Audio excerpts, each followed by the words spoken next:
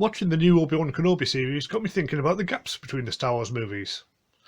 Over the years there have been countless books and comics designed to fill those gaps, so I thought I'd do a brief overview of the best of them and where they fit into continuity. Now this is by no means a comprehensive list. There have been hundreds if not thousands of spin-offs over the years, so all I can do is scratch the surface. But hopefully this should be enough to start you off. So in between The Phantom Menace and Attack of the Clones, you could do worse than reading Rogue Planet by Greg Bear, the award-winning science fiction author. It's not one of his best works by any means, but it's a solid standalone science fiction adventure. It also gives you an insight into the time Obi-Wan spent training Anakin.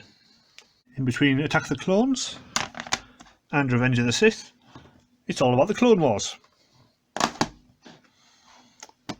So first up you have the original 2D animated cartoon, which leads directly into Revenge of the Sith.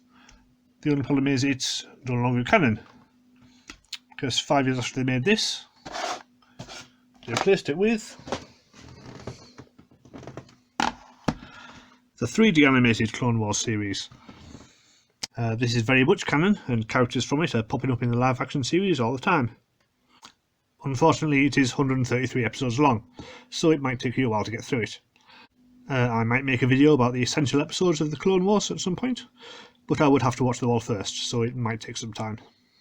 Between episode 3 and 4, well, you might want to read the Darth Vader comic by Charles Soule from 2017.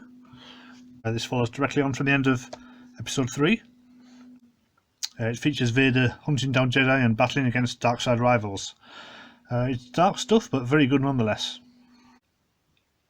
The Solo movie also goes here, as does the Star Wars Rebels cartoon, as well as the current Obi-Wan Kenobi series. And right before episode 4 comes Rogue One, a Star Wars story. But even before that, you might want to read Star Wars Catalyst by James Luceno. This tells the backstory of Galen Erso and Orson Krennic, which really fleshes out their characters from the movies. So now we come to episode 4, the original and some would say the best Star Wars movie. Over the years there have been numerous attempts to show what happened after this. The first one was the novel Splinter of the Mind's Eye by Alan Dean Foster. This was the first Star Wars sequel ever written, and only treats the first movie as canon.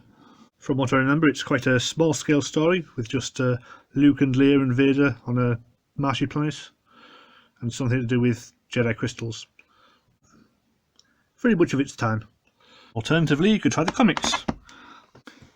The original run from 1977 started by adapting the first Star Wars movie, but soon moved on to telling original stories. In fact, it carries right on through until after Return of the Jedi.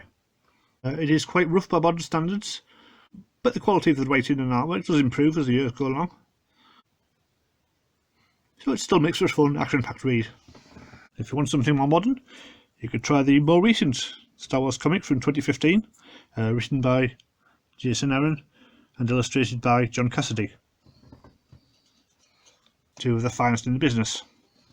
This one packs in a lot of returning characters for the fans and should lead you nicely into episode 5. It also spins off another Darth Vader comic, written by Kieran Gillen and with artwork by Salvador Larroca. Again, two of the best in the business. This crosses over with the Star Wars title and also spins off Dr. Aphra, also written by Kieran Gillen. She's kind of a lesbian Indiana Jones in space. And this also crosses over with the other two titles. Between episodes 5 and 6, well, you keep on reading the Star Wars comics, which were rebooted in 2020. And they also added a fourth title, Bounty Hunters. And all four of them inevitably cross over with each other. It's not quite as good a run as before. Most of it's taken up with the Crimson Reign storyline, in which Emilia Clarke's character from the Solo movie tries to take over the galaxy, which has absolutely nothing to do with Return of the Jedi. If you want a better lead up to that, you could read Shadows of the Empire by Steve Perry, which was also made into a comic book and a video game. I seem to remember it does a pretty good job of bridging the gap between the two. So you could do a lot worse. After episode 6, well, this one could take a while. Truce at Bakura by Kathy Tyers, which starts pretty much after Return of the Jedi left off, and gives you a good view of the political situation in the galaxy at the time. It's not a great novel by any means, but it does the job. Then you might want to read The Courtship of Princess Leia by Dave Wolfden. This one really fleshes out the relationship between Princess Leia and Han Solo, and it's really more of a rom-com than anything else. I remember this has been one of the better Star Wars novels, so it's a shame to find out that the writer died earlier this year. Then we have Heir to the Empire by Timothy Zahn, which was the first novel set after Return of the Jedi. In fact, it was the first of a trilogy, followed by Dark Force Rising and The Last Command. Timothy Zahn basically came up with his own movie trilogy in book form, with memorable characters like Grand Admiral Thrawn and Luke's love interest Mara Jade. And this was incredibly successful at the time. It was followed by the Dark Empire comics, a trilogy of miniseries in which they brought back the Emperor in clone form. Imagine if they did that in live action, that would be ridiculous. After that, it's back to the novels, with Jedi Search by Kevin J. Anderson, the first volume of the Jedi Academy trilogy. I remember I only read the first one of these at the time, because it had references to the comics which I hadn't read. So that's where I checked out the whole line, basically. But if you want to carry on, there's the 19-volume New Jedi Order series, the 9-volume Legacy of the Force series, and the 9-volume Fate of the Jedi series, along with plenty of standalone novels along the way. But you can just ignore all of that, because when Disney decided to make the sequel series,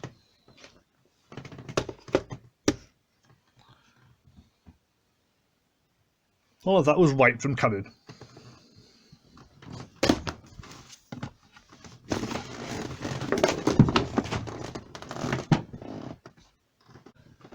In their place,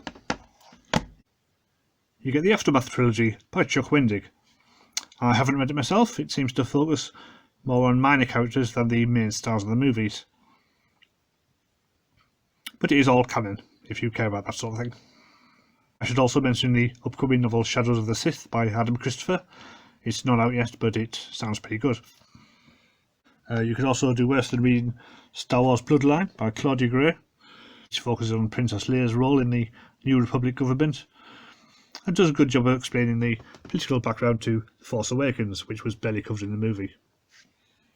I should also mention that the live-action series The Mandalorian and The Book of Boba Fett also take place in this time period, although probably more towards the beginning of it. Between episodes 7 and 8, I was drawing a blank, but then I remembered that Last Jedi takes place only a couple of days after The Force Awakens, so there's not really time for anything to have happened between them. Moving on. I didn't buy episodes 8 or 9 on DVD for some reason, so this could be a bit tricky, but I'll do my best. After episode 8, there's the novel Star Wars Resistance Reborn by Rebecca Roanhorse. Again, I haven't read it, but apparently it features some of the characters from the Aftermath trilogy.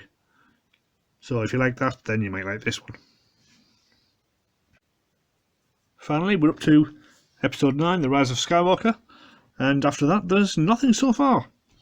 No doubt there'll be another sequel trilogy in 20-30 years or so, and they probably don't want to risk establishing lots of canon which will then have to be wiped away yet again. So it'll be interesting to see what happens there. Well, I hope you've enjoyed the video. Please subscribe if you want to see some more of my content.